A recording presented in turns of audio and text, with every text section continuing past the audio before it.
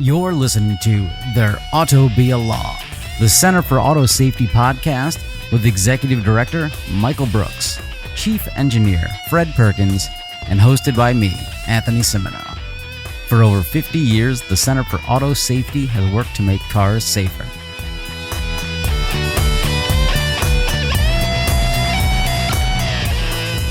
Hey everybody, welcome to the Excellence in Broadcasting Network. Oh wait, no, that was some crazy right-wing guy. Hey, welcome to that show because you keep driving cars. We keep telling you what cars not to drive. Is that right? Kind of, sort of. We just make gentle suggestions, and good morning, world. Yeah. Good morning indeed. We're all doing well and chipper. Not as happy as Fred. Fred seems very happy and chipper today. Life in New Nevada is very good. Oh, okay. Well, know where life isn't good? At NHTSA. Because the U.S. agency that regulates the auto industry has laid off 4% of its staff. Because regulations, safety, not going to happen. So we're linking to an article from MSN. And Fred, this is a question for you. Who said this quote? Public safety should never be threatened at the political chopping block, particularly when clear conflicts of interest are in play. I can't imagine. Michael Brooks. Michael Brooks said that. And I tried to twist it up by changing my enunciation. Yeah, it's a good one. Basically saying, it's Elon's world, and he's telling everybody, "Tell me 5 things you did last week," because he wants to copy your answers and put them together. Well, I noticed that those cuts are heavily weighted towards the group that is investigating the full self-driving. They got rid of 4 out of 7 of those people. Yeah, I don't know I think they were saying that 3 out of 7 people in the office, I believe it's the Office of Automation Safety, which is not the Office of Defect Investigation, which is actively investigating full self-driving. The Office of Automation Safety would be the group in NHTSA that is doing things like looking at the ability of manufacturers to share data with NHTSA in exchange for exemptions from federal motor vehicle safety standards. So if the robo-taxi became a thing, I don't know when or if it ever will. It is the part of NHTSA that would be evaluating the exemption petition filed by Musk in order to determine whether and how the vehicle can operate on U.S. roads. So we'll see. Waymo and Zoox and some of those other groups that are already actively trying to put vehicles out there that don't conform to motor vehicle safety standards, don't have a steering wheel, driver controls, and that sort of thing. They're dealing with the Office of Automation Safety already in terms of their exemption petitions, but I don't think, and we're not really there's not a list that NHTSA puts out that says these are the people who have left or been fired. The great majority of the folks leaving the agency seem to be via 2 ways. Through the buyout offer, for basically an attrition related offer for people who have served the agency for a long time and are ready to leave. I think, it's not too hard to understand why some people might want to take that offer at this point. And also the employees who were probationary, who had been with the agency less than a year, who were effectively being removed from their jobs. I think that second group, the Office of Automation Safety was just started in late 2023, I believe. They had just started their hiring process and getting employees on board. So the 3 out of 7 that came from that office could have been probationary employees that were let go. It's hard to tell if it was specifically targeted at that office, any of this action. So it's difficult to know at this point. We're still trying to figure out who's left at the agency and whether there are any critical employees who have decided to leave or been, removed against their will. But it's certainly not a good thing. It made up about 4% of the agency staff.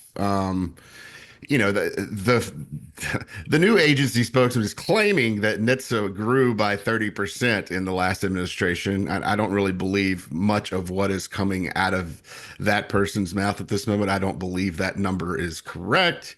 But yes, it did grow under the Biden administration because NHTSA is sorely understaffed and underfunded and has been for many years. And in order to catch up on a lot of the technological things we talk about on this show, autonomous vehicles, driving assistance systems, automatic emergency braking, a lot of technology that the agency was sorely prepared to regulate over the last couple of decades.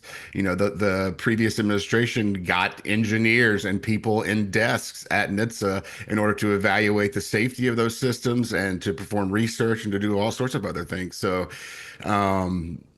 yes, NHTSA did grow under the Biden administration, and that was good for safety. And now, it looks like, rather than focusing on what those people were doing, and, there's a lot of celebration of simply bodies leaving the federal workforce right now in some political circles without really a consideration for what those people were doing and how critical they are to public safety and other areas within our government. So it's very concerning, and it's even more concerning because this is really just the first cut over at NHTSA. I mean, we're concerned about, the new budget proposals that are coming through Congress and how those are going to impact not just NHTSA but the entire DOT and a lot of other agencies that are keen on, public safety and preventing consumers from being, led around by the nose by corporations who are, engaged in sometimes fraudulent behavior. So there's a lot of reason to be concerned here, not just now but going forward. And yes, public safety is currently on the political chopping block. There's not a lot of real work and introspection going on here. When these cuts are being made, we've seen multiple agencies where important people have been fired and now are being brought back because the Doge bag screwed up. So there's a lot of things here to continue to watch. Is there any other part of the government that is responsible for safety regulations that affect or could potentially affect 40,000 lives lost per year?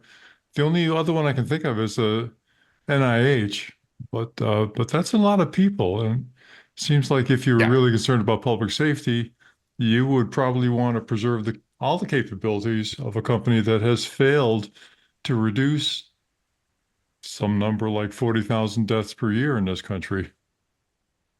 Yeah, and we're not sure, some of the executive orders, in the flurry of executive orders that have been coming out of the White House, some of them exempt public safety agencies from some of the cuts that are being made. Now, it's still unclear whether, obviously to us, NHTSA is a public safety agency, but does the administration consider the National Highway Traffic Safety Administration a public safety agency? Safety is in its name, after all. But it seems that some of those cuts are going to be made, in a haphazard manner, without a lot of, frankly, without the law or the federal law on how federal employees are supposed to be treated coming into play. But again, we'll see how that plays out in the coming weeks and months.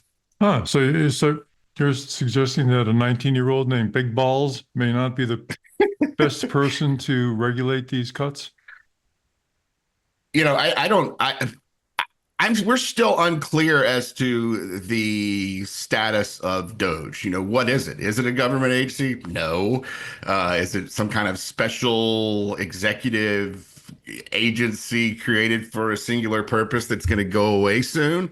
I hope it goes away tomorrow. But they're purposefully leaving they're purposefully playing fast and loose with the legal status of the organization, because there are dozens, if not more, lawsuits directed at what Doge is, and attempting to figure out what it is under federal law is difficult, because something like this has never really been tried before, and there's not really there are federal laws that address it. Whether the courts, the administration doesn't seem to be too concerned with following those laws. Whether the courts ultimately are willing to uphold the rule of law is another matter. And we're seeing Doge start to get boxed in. Many of its orders have been, stopped, challenged, essentially delayed. There are lots of different cases, so there are lots of different things going on. But it's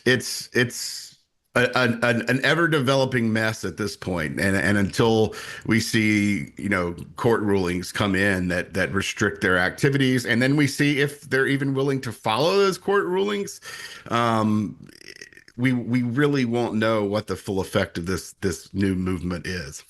So in the best case, big balls will be neutered. That is the best case scenario. All right, thank you. For more comedic stylings of Fred Perkins, listen to his podcast called I Got Nothing. There's a start of something that died in my head. Sorry. But hey, listeners, if you've been if you were employed by NHTSA, say a week ago, and you no longer are, write to us at contact@autosafety.org. We'd love to find out more about what you did to upset Elon Musk. Hey, speaking of something that NHTSA would regulate and help make the world safer, let's talk about a little company called Stellantis. Stellantis. Now, that's a name that a corporate consultant came up with and charged a lot of money for. Stellantis. It doesn't even evoke anything in my head except garbages. Yeah, anyway.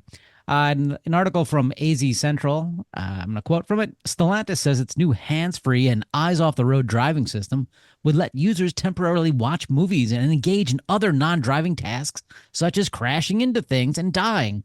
And other non-driving tasks at lower speeds, a possibility that prompted warnings from some safety advocates. These safety advocates have recently been fired. The company, however, said it has decided not to make the system available right now, because some of those safety advocates are probably still employed, and we've got to adjust things and figure out which part of our customer base we don't mind crippling for life. This is I think somebody named Big Balls said, hey, I got an idea. I don't know how to drive, but wouldn't it be cool if I didn't have to ever learn how to drive and I could watch the latest episode of Will and Grace? I don't know what the kids watch. I assume they watch a lot of these old shows because I heard Friends became popular again. I don't know why. Friends was a stupid show. It sucked back when it was on. But anyway. So, there's a lot of problems with this announcement. It's my gaslight of the week, so I'll go ahead and get into that along with this.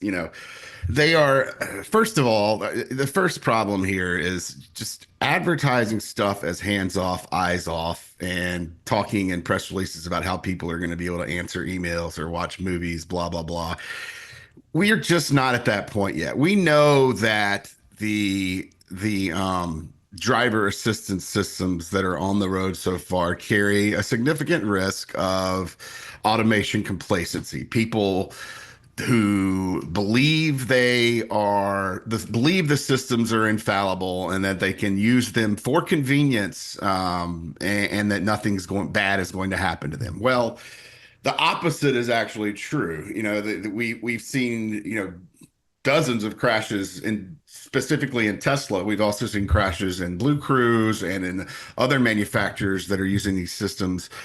And what it all comes down to is this is just a convenience feature. The Insurance Institute studied this a few months back, and we talked about it on the podcast that there are no safety benefits that can be quantified from the data that's on hand about these systems. However, we know there are safety risks, the risk of automation complacency. So when you're advertising these things as hands off and eyes off, you're giving consumers kind of an inflated idea of how well they're performing on the road. And not only that, this is,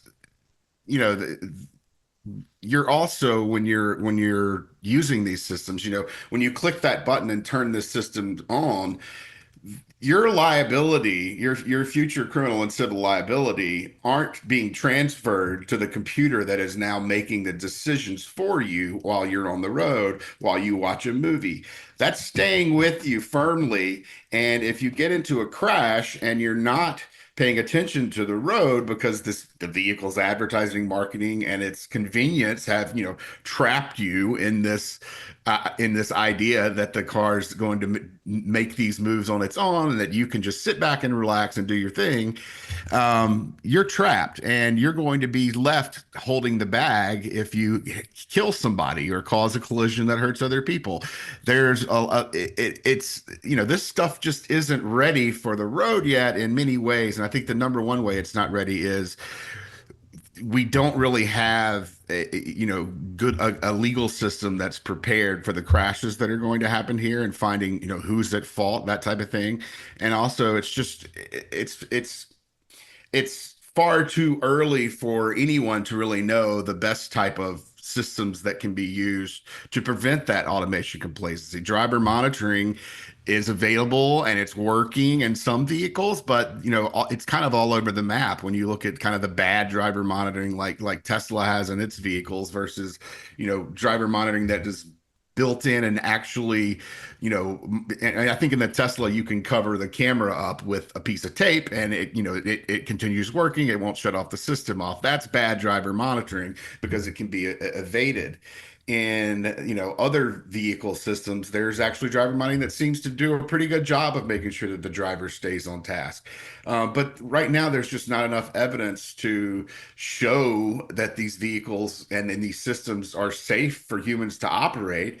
And until that happens, I don't know that we should be placing this convenience factor so high as something that we should be looking for in our cars. We should be staying focused on the roads, for the next couple of decades at least until this technology matures, rather than wandering off into the land of convenience. So that's a big part of my gaslight for the week. Basically, if your hands are off the wheel, your eyes are off the road, then your brain is probably off the driving task, and that's not something I think that Stellantis Chrysler is focused on enough here. And beyond that, you have the real gaslight here, which is they're not even putting this in cars yet.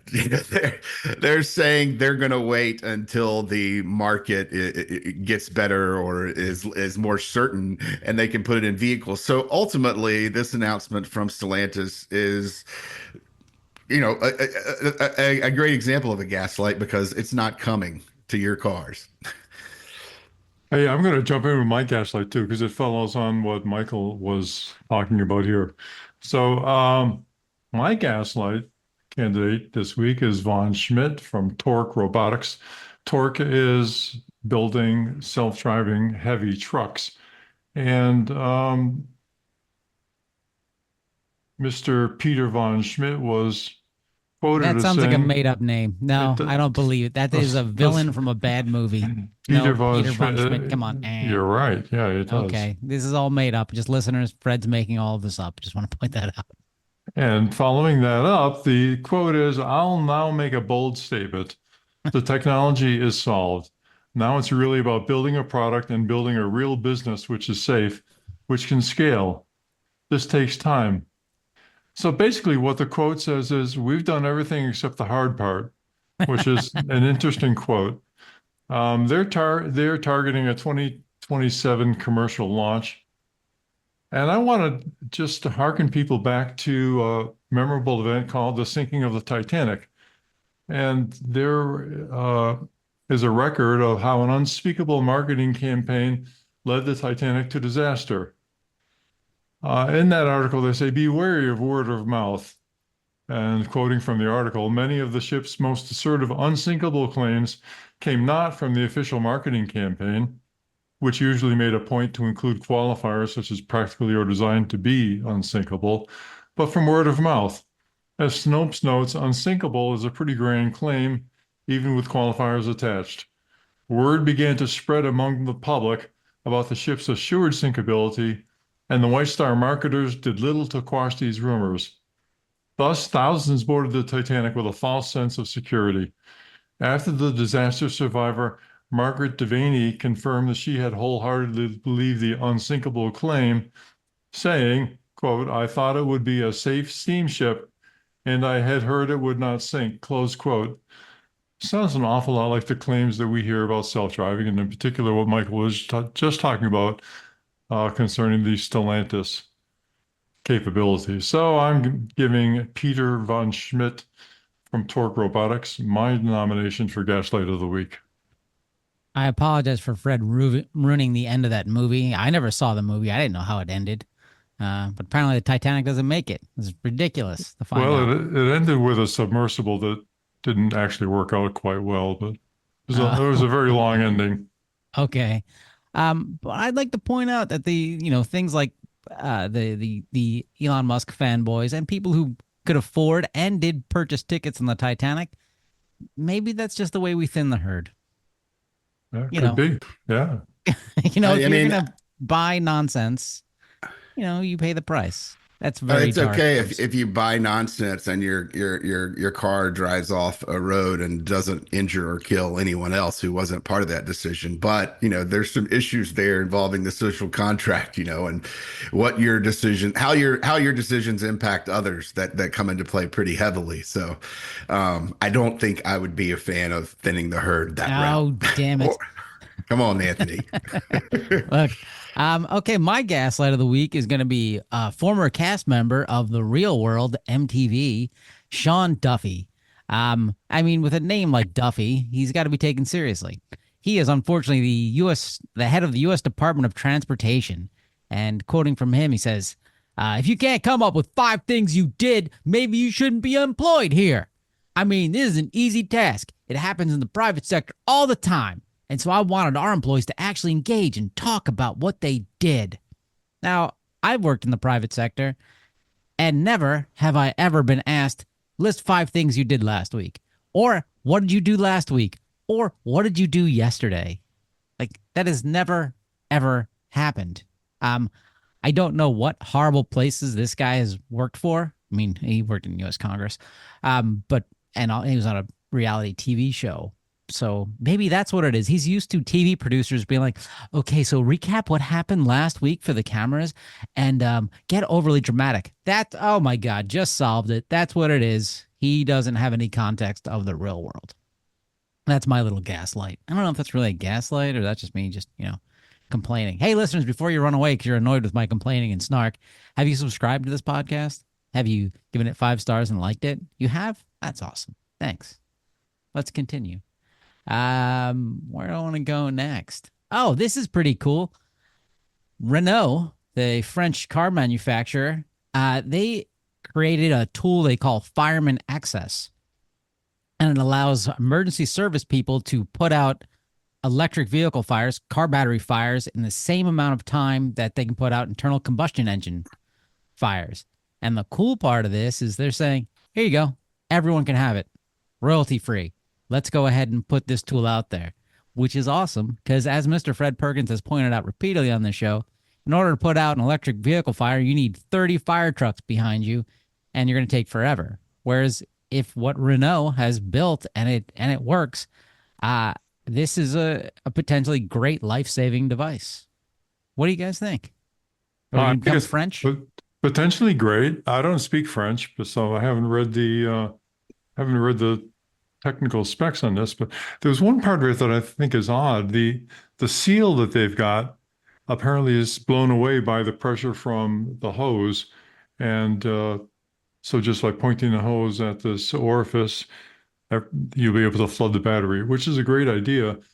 But I thought that if the batteries failed and they generate a lot of pressure and hot gases, wouldn't they blow off the seal in the other direction and pour them right into the passenger compartment?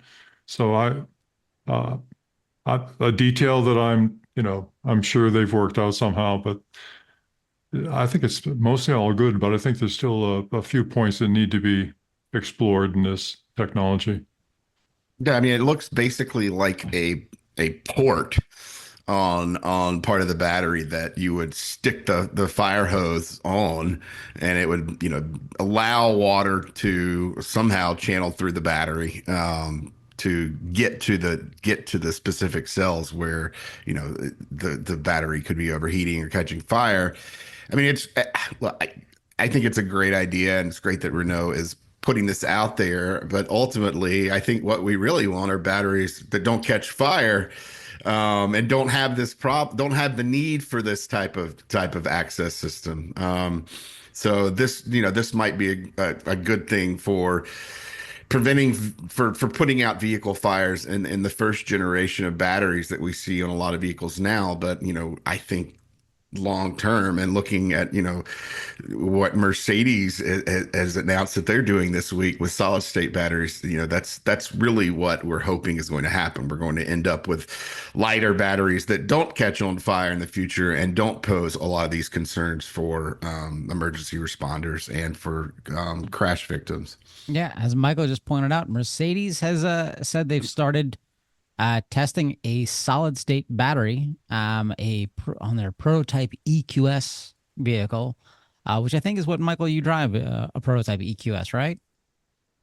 No. No. Ah, okay, okay. Well, besides having up to 620 miles of range, which is pretty cool, solid state batteries, in theory, should be lighter, as Michael pointed out, less prone to fire, like we have with thermal runaway with current lithium ion batteries. And seeing by the way that Mr. Fred Perkins has leaned in much farther to his camera, where I can count his beard hairs, he has some thoughts. I do, and I think this may be a great thing, but unfortunately, a couple of facts suggest that maybe it's less than you might be. So Mercedes says the solid state technology has the potential to increase the gravimetric energy density, which is the amount of energy it can store per unit weight, for vehicle batteries up to 450 watt hours per kilogram. So that's a good number. But then I did a little checking, and according to Physics World in April 2023, quote, researchers have succeeded in making rechargeable pouch-type lithium batteries with a record-breaking energy density of over 700 kilowatt hours per kilogram, or excuse me, 700 watt hours per kilogram, close quote. So this is a lot more than what Mercedes is touting as their benefit. So there's more room to grow in the efficiency of the lithium-ion batteries, number one. And I'm puzzled why they're going so far out with their 450 versus a potential of 700. The other thing is, we don't know that these won't burn. Semtex and dynamite are also solids. So, there's no guarantee that simply because they're solid state, they're immune to fire. So more details need to emerge. Sounds like it could be a good thing, but still more to learn about this. Yeah, and the other warning that I always like to bring up in these cases, Mercedes is not lower.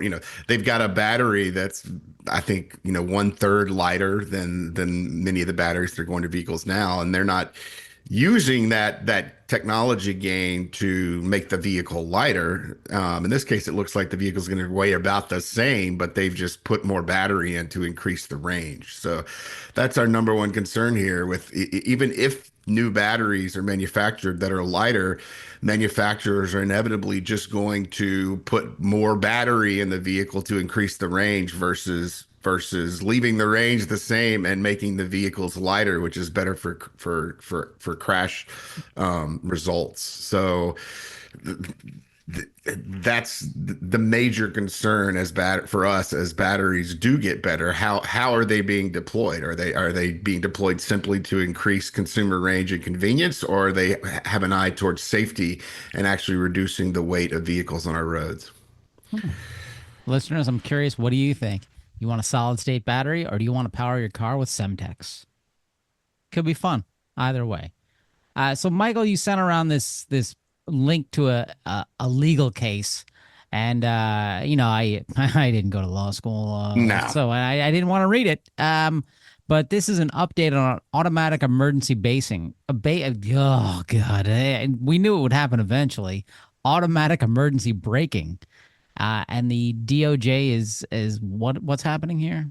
So the Alliance for Automotive Innovation filed, we covered that they filed suit, I believe in January to challenge NHTSA's automatic emergency braking rule. And There this is a weren't a rule lot of that we liked, details that on we that. thought was relatively weak, but we liked it, right? We like no, yeah, I mean, we like Yep. it a lot Right. in many ways. I mean, obviously, any rule can be better and safer, right? But this was probably the most important rule that NHTSA has put out in the last decade, as far as potential life savings, and as far as addressing some of the really bad things we're currently seeing on our roads, which is a giant rise in pedestrian deaths, and it would prevent a lot of crashes that we're seeing involving speeding. I mean, the sky is the limit for AEB when it's properly implemented, but manufacturers who have now had developing it for 20 plus years are dragging their feet at the prospect of having to make systems that work well over 25 miles an hour, in the speeds that we see most of the crashes that are deadly or that cause significant injury. So what essentially has happened here is that the Department of Justice has come in and said, wait, court, they filed for an abeyance, which is essentially saying we're just let this court case sit here for now. Nothing's going to happen until the Department of Transportation and NHTSA get a chance to review this rule and to make our own changes. I think the exact language that they use is that they were going to the department is under new leadership and is reviewing the rule at issue in this litigation, which could lead to its modification. Now, I think we've spoken in other episodes about just what they can modify there. Can they go back and modify the rule that was put forth last April, May, in that time frame? There's not really a good legal argument to suggest that they can do that unless they're willing to go back and redo the entire rulemaking.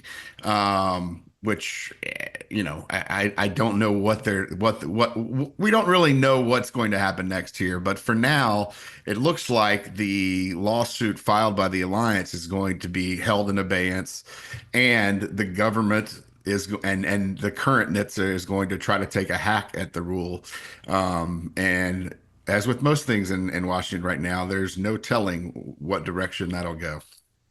Oh, sounds like fun. Stay tuned to this program for all of your automatic emergency braking needs and comments and concerns. But while you're at it, go to autosafety.org, click on donate. Click it once, click it twice. Get your credit card, get your friend's credit cards. If you're a kid listening to this, go into your dad's wallet, steal his credit card, and donate like crazy. Sound good? Sure. Okay. How about a little Tao of Fred? Apparently, you're on a Titanic kick this week because this one of my notes is listed as Waymo versus the Titanic. I'd rather see Godzilla versus the Titanic, but I mean, okay. What do you got for us? You've now entered Well, the I've Tao got a of few Fred. parameters that I've looked up, and so I'm just going to run through them in the comparison. So, number one, in terms of safety certification, the Titanic had 3 different seaworthiness certificates, but they were issued locally, and apparently there was no international organization or governmental oversight of what safety meant then. And as far as I can tell, the only real requirement they had was for watertight doors. Parallel with Waymo is that there also is no safety certification, and the only authorities who are concerned about the safety are local authorities. So very similarly, there's no overriding specification, and the locals are put in the position of having to determine whether or not these are safe enough to operate. That's a bad Well, situation. and the local authorities, as we've seen in California, are a little suspicious. And they seem to be subject to just a little bit of what is the word, Michael? Conflict of interest, I think is the expression. But That anyway, was definitely the case when we had the Public Utilities Commission with one of its voting members as a former employee of Cruise. I don't know what the composition of that board is currently, if that remains a concern. They did take action against Cruise and fine them for lying about the crash that occurred. They are, you know, so they are the group that oversees, when Waymo expands its territory, where they're the one that approves that, in consultation with the DMV. So it's definitely a situation where the local authorities are doing any and all regulation, but there remain questions. so going back to the comparison, safety requirements. So what did they have to do before launching a voyage with passengers? Well, as far as I can tell, and I'm no expert on this, so you nautical historians, please correct me on this, but apparently before Titanic set sail, they were required to have watertight doors.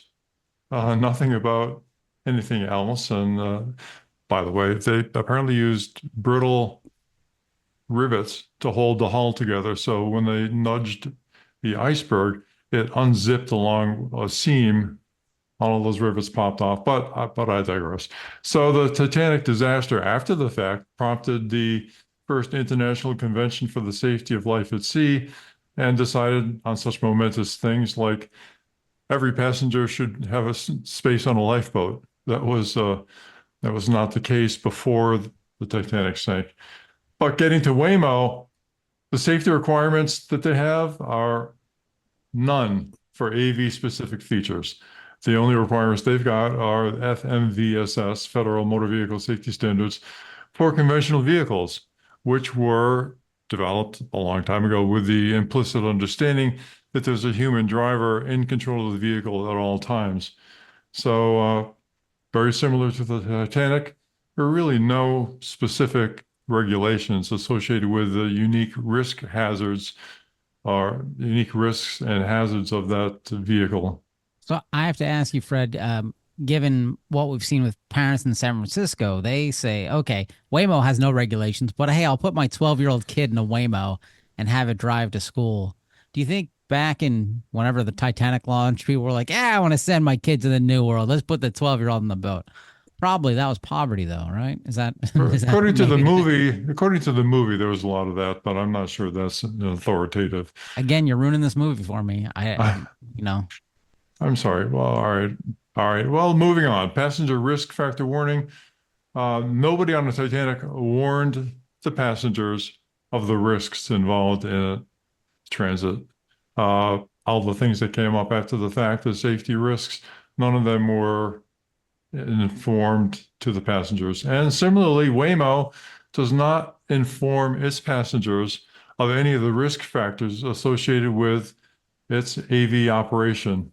So they just like to minimize those, in fact, in their publicity. Time between catastrophic failure and death. Well, in the Titanic, you had several hours. So a lot of things could have happened in those several hours. Some did. Orchestra got to play Nearer, My God, to Thee, all that sort of stuff. But hours are available. In the case of Waymo, you have a fraction of a second in many cases between a catastrophic failure of the AV specific features and the death of the passenger or the pedestrian or the unfortunate vulnerable road user who happens to be nearby. So that's a significant difference and not in favor of Waymo.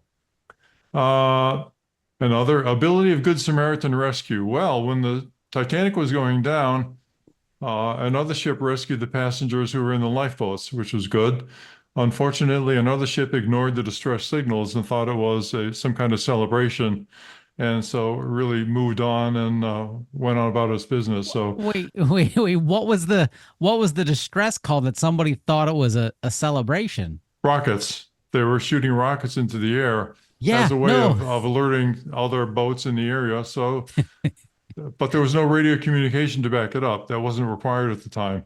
So Sure. the other boats saw the signals and said, "Oh, they're having a good time over there. Good for them." Okay, And I don't know what maritime safety standards were back in the day, but right now there's three separate types of rockets and smoke signals you can set off to indicate your distress level.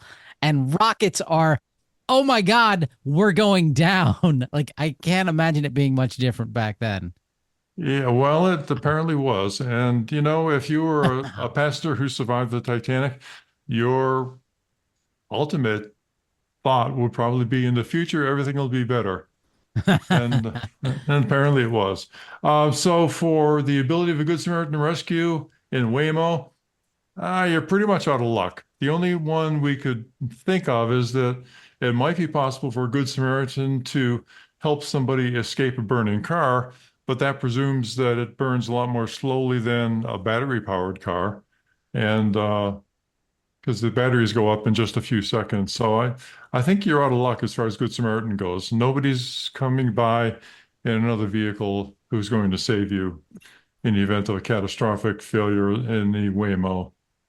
Acceptance of liability.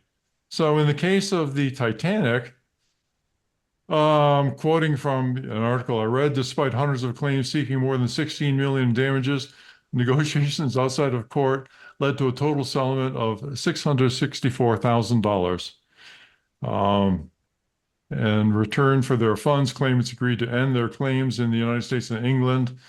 The owners initially argued that their liability should be limited to the value of the lifeboats. So, Oh and God, sorry. Um, that's actually very similar to Waymo because Waymo is touting the safety, but they don't talk about their acceptance of liability, nor the means for liquidating damages if somebody's killed. So I'm giving them a TBD. So another contrast between them. Um, Two more. Number of people at risk. Well, in the case of, of the Titanic, 2,208 people were at risk. In the case of Waymo, they're claiming 150,000 people per week are riding in their cars. So Waymo is putting a huge number of people at risk compared with the Titanic. So we're not sure when the Titanic moment's going to arrive for Waymo, but they're sure giving it a lot of opportunities to arrive. Final I parameter. Go okay. ahead. No, I gotta ask. So I googled and I saw what happened to the Titanic. It hit an iceberg, which is nuts. Um, so but Waymo, no one's paying it. There's no human paying attention. There's no one watching. But on the Titanic, even back then, they had a position called Officer of the Watch, where somebody should be watching for things. Did they not have that? Did that person fall asleep? What happened? Fog and dark. Okay, it occurred at night, and Sure. the iceberg was not particularly well illuminated. Mm. There were other problems with it, which is it had inadequate steering to get out of the way, and the owners had insisted that the captain run at full speed all the time. So it turned out that they didn't have enough rudder authority to Oh, steer away okay. from the iceberg because they were blasting along at full speed, didn't have adequate um, notice. So So I'm what thinking they like, did, they were notified that there was an iceberg ahead, but it was just somebody yelling, and then the wheelhouse wasn't able to respond adequately. right, because they're busy letting off the party rockets. So Yeah, kind of like a Waymo on a freeway, it's operating at highway speeds, let's say full speed, and their notice is going to be brick wall, kind of like that. ambulance, Yeah, and just so it's. Oh, okay, okay. I like but your again, 2,200 analogy. people, 2,208 people at risk on the Titanic, well over 150,000 per week, according to the Waymo publication of And their frequency of use. and that's the only people inside the car. We're not talking about the other people that they're hitting. That's correct. Okay. Which gets me to the I, last parameter, which is potential deadly crashes per trip. And apparently Titanic had one, and Waymo has thousands every week. So, or thousands per trip. If you think of it driving through a city, okay, you've got all the pedestrians, you've got all the cars, you've got cats and dogs, you've got inebriated passengers being bounced off the hoods of other cars. So there's a lot going on. So I conclude my time this week by saying, "Oh man, good luck.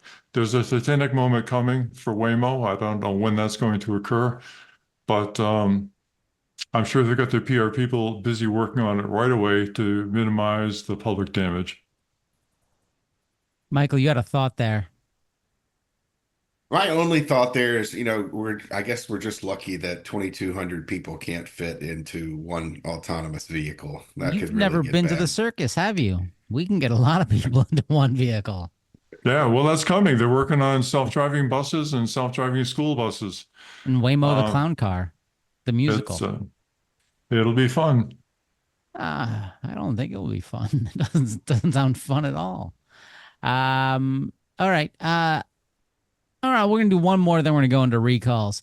So DC apparently is twice as bad for pedestrians as a decade ago, which is frightening because we've talked about how a lot of cities, including DC, I believe, were striving for Vision Zero, which I believe the Swedes invented or came up with this idea of, hey, we're going to completely eliminate road fatalities. And part of this is public safety campaigns, redesigning intersections and roads and making them better.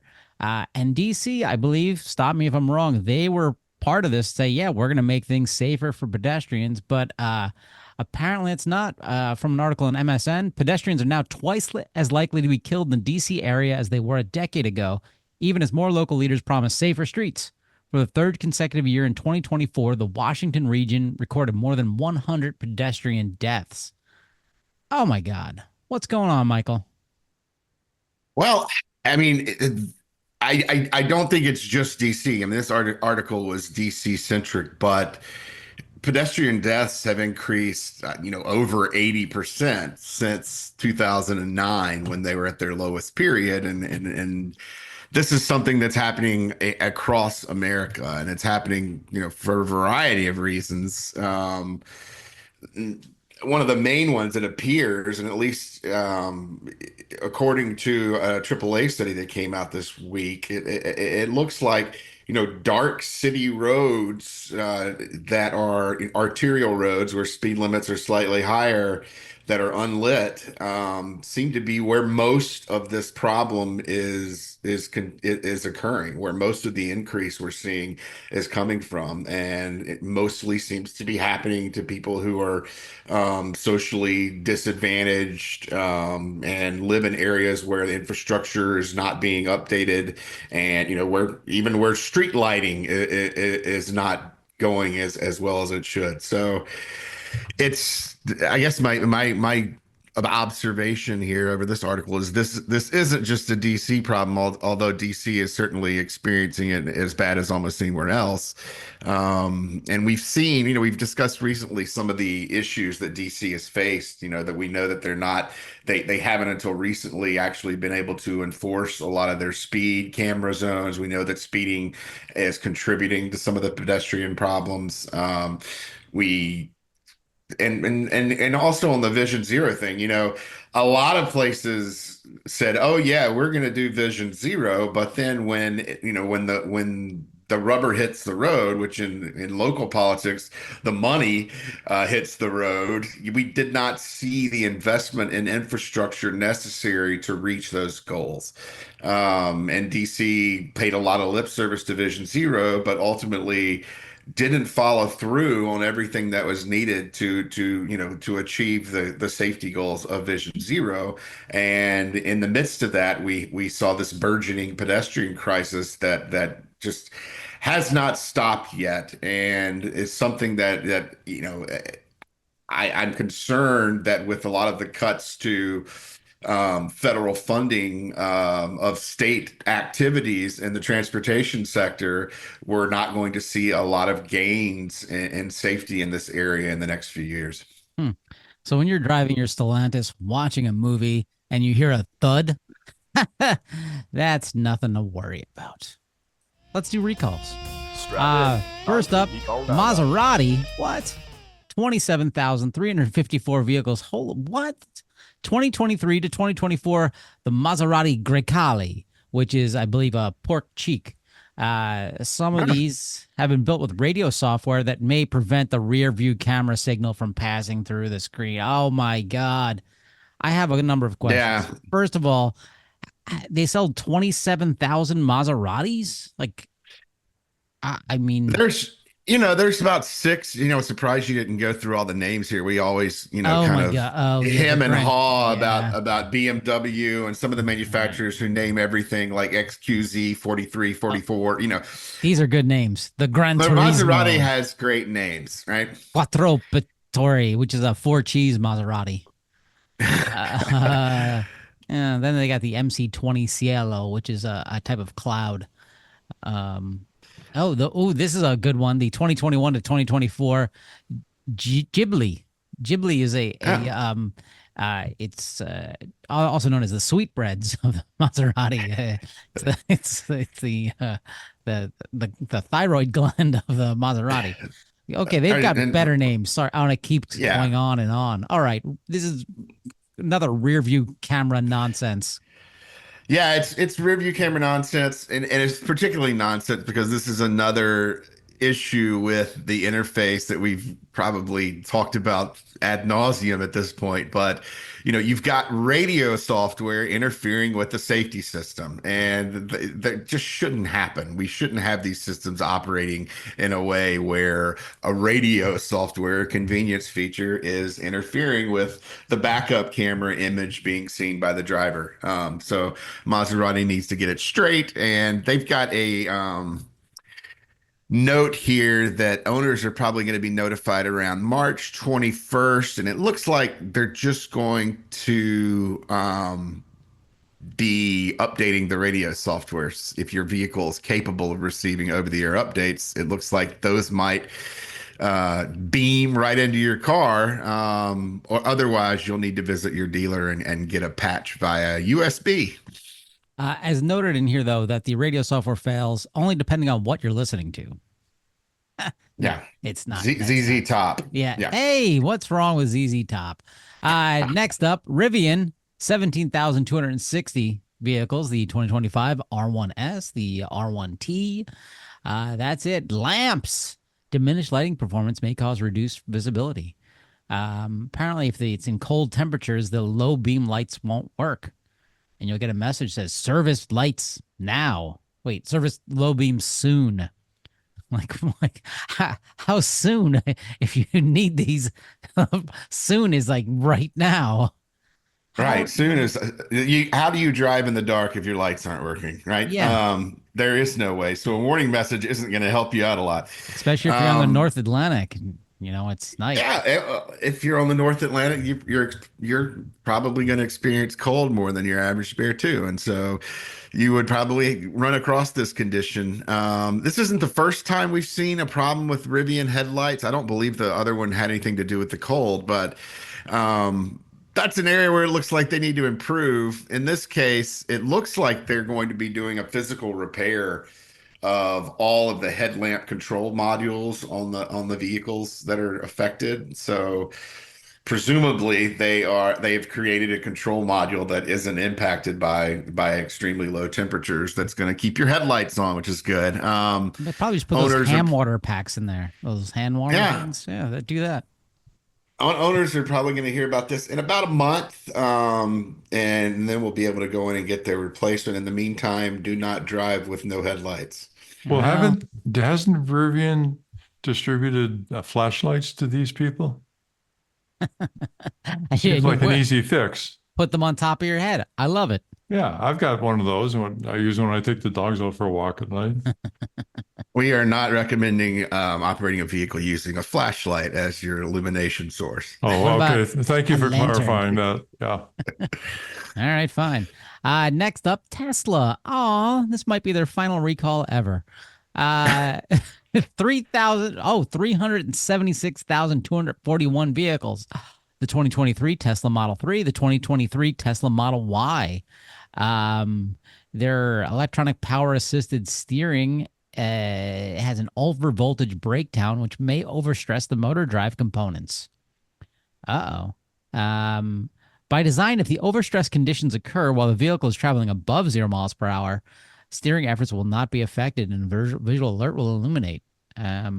But I'm confused. Wait, it's Tesla. It's it comes with a copy of Mein Kampf in the in the glove compartment. Sorry, is that too And much? well, no, I don't. I mean, you do you. It's And for legal purposes, that is right. Michael makes me point out that everything that comes out of my mouth is not a reflection or opinion of the Center for Auto Safety. I mean, in this circumstance, you're going to see an over-the-air software update that essentially supposedly prevents the over voltage breakdown and overstress of the motor drive components on the printed circuit board. In these types of recalls, I always question whether it's a software problem or a circuit board problem. And should you be replacing the circuit board? But Tesla's going for the free call route, which means they're going to be doing an over-the-air update for all the customers that they should. Looks like they're going to receive sometime in late March. Bro, it wasn't even a recall. I was out in my driveway and it fixed itself, bro. So it seems to me that the fix for this in some manner reduces the performance capability of the power steering because, all of these parameters they're talking about affect the amount of power that's going into the power steering motors. So it's going to be really interesting to see how this works out because if they do reduce the steering capability, there could be a lot of impacts, pun intended. Mm. All right. Coming up next, Ford, 240,510 vehicles, the 2020 to 2021 Ford Explorer, the Lincoln Aviator. And it's those two. The seat belt buckle anchor bolts at one or more seating positions may not have been properly secured during seat assembly. Oh, is this a late Friday afternoon problem? When did this happen? No, But It is not. technically, seatbelts need to be attached to something in order for them to yeah, work. that's And true. And Ford is actually saying that they were produced by a supplier who screwed up. So they seem to be throwing oh, shade at the supplier of these, but they're taking responsibility. And what's going to happen? This isn't every one of these vehicles. What is it? How many vehicles are involved? 240,000. So a fairly large recall. There are only a small number of these vehicles that have this loose or installed seatbelt anchor bolt, and I believe they've discovered that it's only in the second row center seatbelt anchor. no, they Although it have it looks listed on a like few. It's Although a it looks like they're going to inspect all of the seatbelt anchors in your vehicle when you bring it in, just to make sure. And if there's a problem, it looks like they're going to either tighten them or replace the affected seatbelt components. So that's something you can expect to hear probably at the start of April if you own one of these Explorers or Aviators. Um, and This is a critical recall. I mean, especially, it may even be something you want to, if even before the recall comes out, you might want to give your rear seat belt a good jiggle and make sure that there's not something going on there because you can't have anyone sitting in a seatbelt a position in the vehicle with a bad seatbelt. Well, oddly enough, the same person starred in both the Titanic movie and the Aviator movie. So I think there's some kind of conspiracy here. Hugh Jackman, right? No? All right. Uh Kia America up next, 137,256 vehicles, the 2021 to 2023 Kia Seltos, the Kia Soul.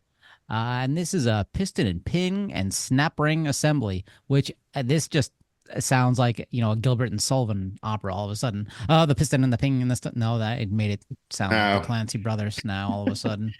Due to a quality deviation by the piston oil ring supplier, they're throwing the supplier under the hood, yeah, right too. Rivian. By the way, Rivian did too as well this week. We had a lot of suppliers being thrown under the bus Yeah, this week. I like this, bro. It ain't me, man. It's just the guy I buy stuff from that I Yeah, gave very detailed specification.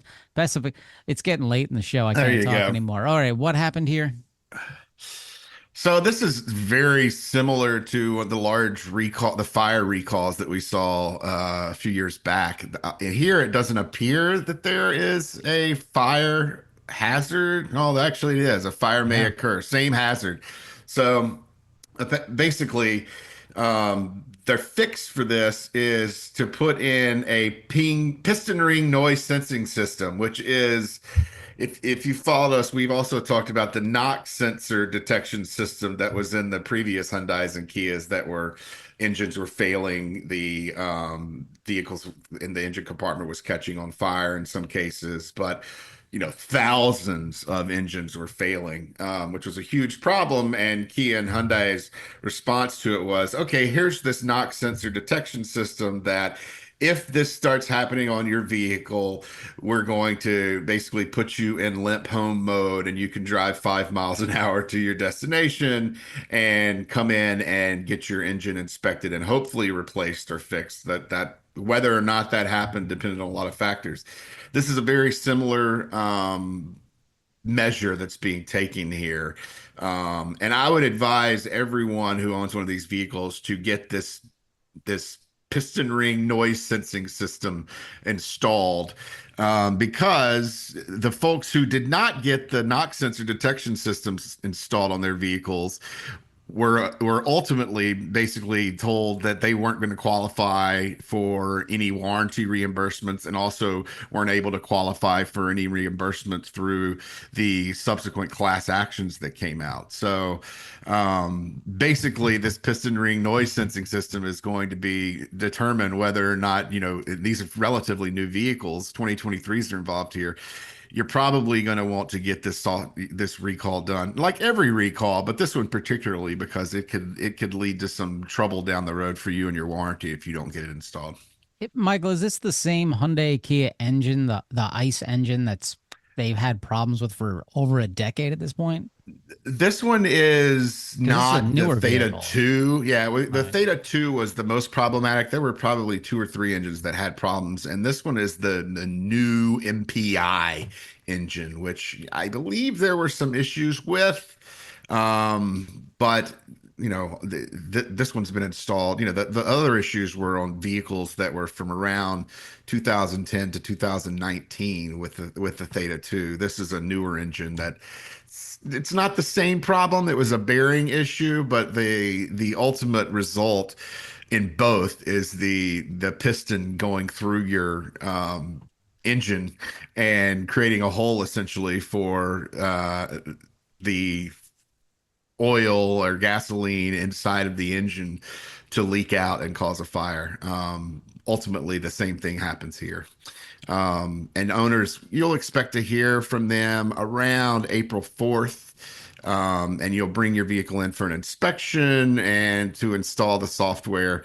If they find a problem on an inspection, they might replace the engine, but I believe most vehicles will be getting a version of the software to monitor for the problem. All right. Last up, BMW, 40,736 vehicles. The 2022 to 2024 BMW X3 S-Drive 30i. Oh my, if you got a BMW, there's some issue. Okay. This issue involves second row seat side door locking modules. And they may not fully conform to FMVSS 206 section 4.3.1. What am the you have to do something extra to make the seats lock and unlatch? Huh? Well, it's the doors. So the second row door, I mean, it's basically your door in the back seat, Right. can be unlocked and opened with just one motion, which would mean that all a child in the back would need to do, grab the handle, and the door is open without even being unlocked. That violates FMVSS 206, and so they're going to Oh. have to go back and replace the modules in all of those side doors to comply with the Federal Motor Vehicle Safety Standards. All right. Well, folks, kids are expensive, so decide if you want to do that recall or not. Well, Uh, I want to point out here just before we leave that if you average out the complaint about this rear door versus the absence of a safety latch in the Tesla rear door, the average of those comes out to be a perfectly good performing door. So the industry's stepped up to. No, this is too obscure, isn't it? Never mind. Yeah. It's the joke. Yeah, all I was Let it go. fine. It's okay. Yeah, Fred Perkins has unfortunately just canceled his comedy podcast. It's the shortest lived podcast in existence. It lasted a total of 28 seconds. And with that, listeners, Not even that long. thank you for tuning in. We'll be back again next week. I know I apologize in advance, but we'll be here. It'll be fun. There'll be more people driving cars still. Till then, bye. Thank you. Bye-bye. Bye, everybody. For more information, visit www.autosafety.org.